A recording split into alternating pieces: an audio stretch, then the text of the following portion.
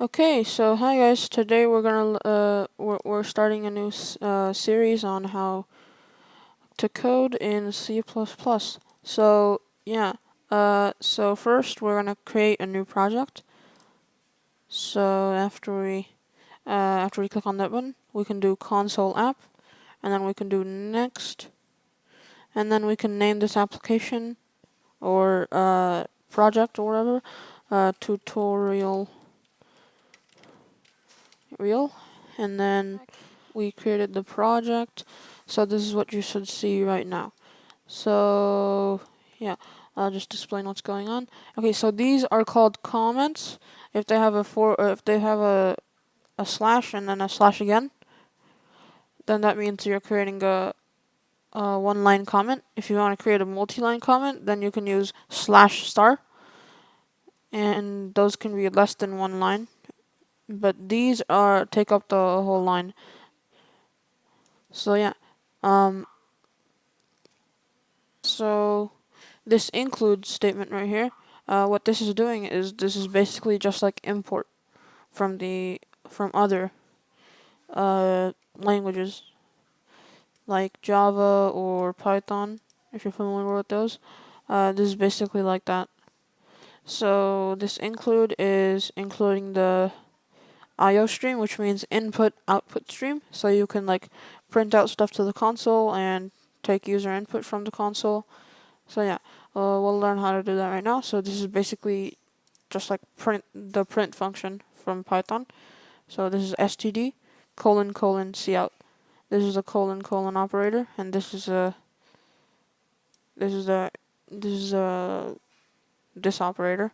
So there's two operators in this already, but we're gonna learn a few more. Okay, so right now if we run this program by doing what this says, see tips for getting started, or no, not that.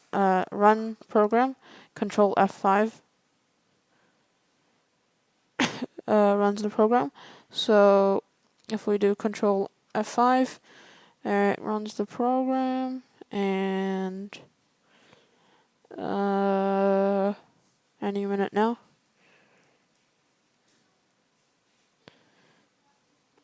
There we go. And then it's gonna say hello world.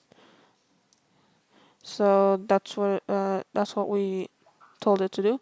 So std stands for standard, and then we're taking the cout function. So cout means like you're talking to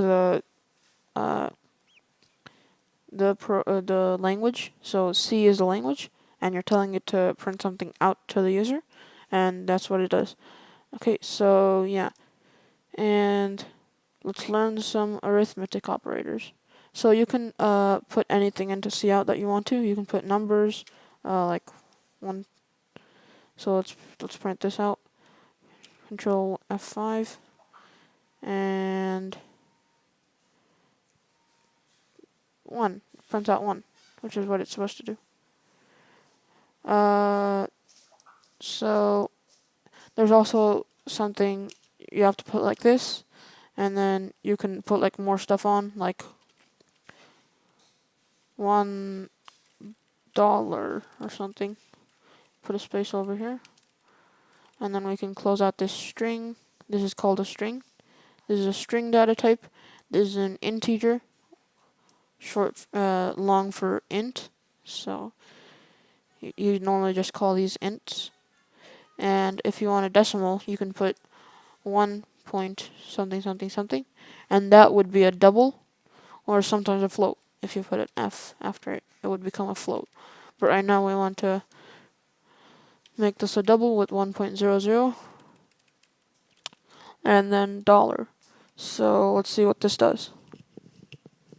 If we run this, it does that $1. So it just rounds it for us. So yeah, sometimes that's what you want, and sometimes it's not.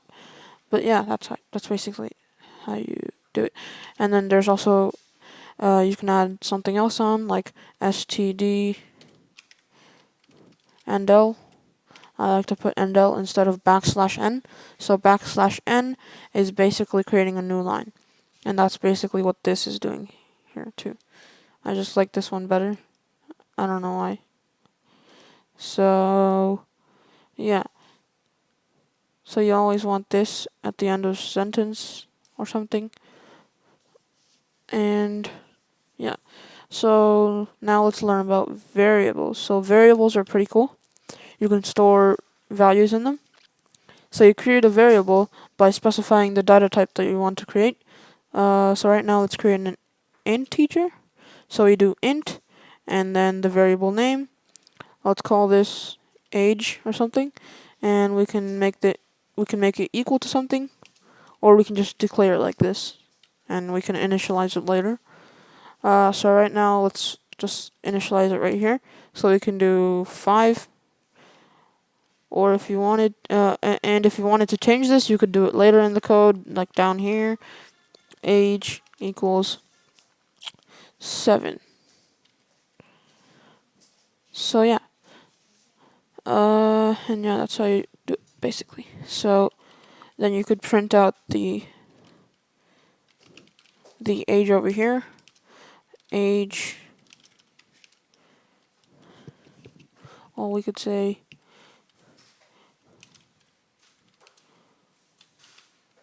age 2 years ago. And then we could put a std endl at the end. Std endl. I don't like to use namespace, using namespace std. I just like to do it like this.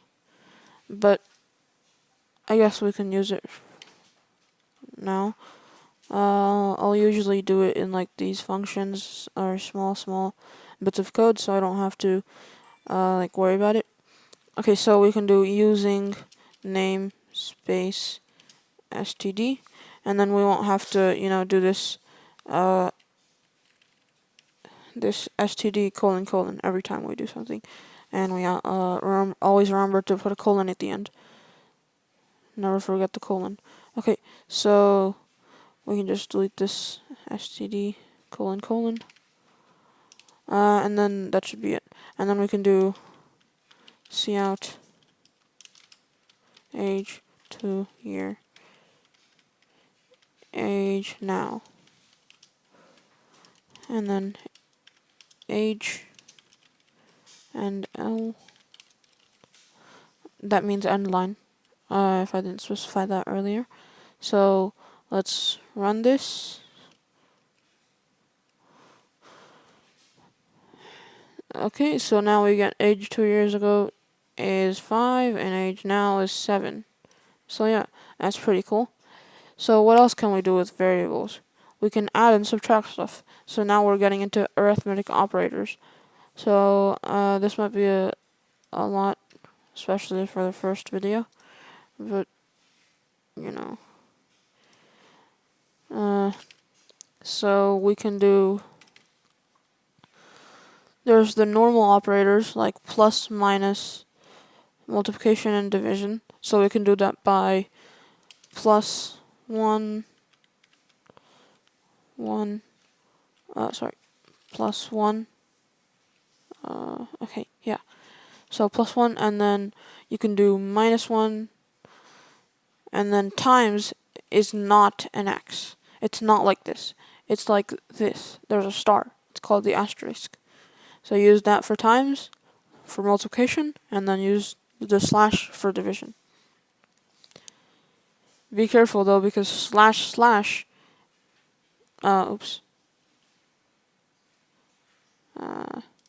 okay, slash means a comment. See right here? These don't do anything to the code. So yeah, you might make an error like that because you're missing the colon, because it's in the comment. So yeah, you don't want to do 2 slashes, you want to do only 1 slash. So yeah, you can do 5 divided by 1, and then there's also something called a modulo. So a modulo is the percentage sign, and it basically gives you the remainder of the division. So if you're dividing 5 by 1, and you want to know what the remainder is, this is especially useful for checking divisibility, which we'll get into later. And if you want to check the divisibility of that, then you can use the modulo. You can, yeah. So the modulo gives the remainder. So if the remainder is 0, then that means that it's divisible. So yeah, that's basically it, guys, for this video. So yeah, bye. See you in the next video.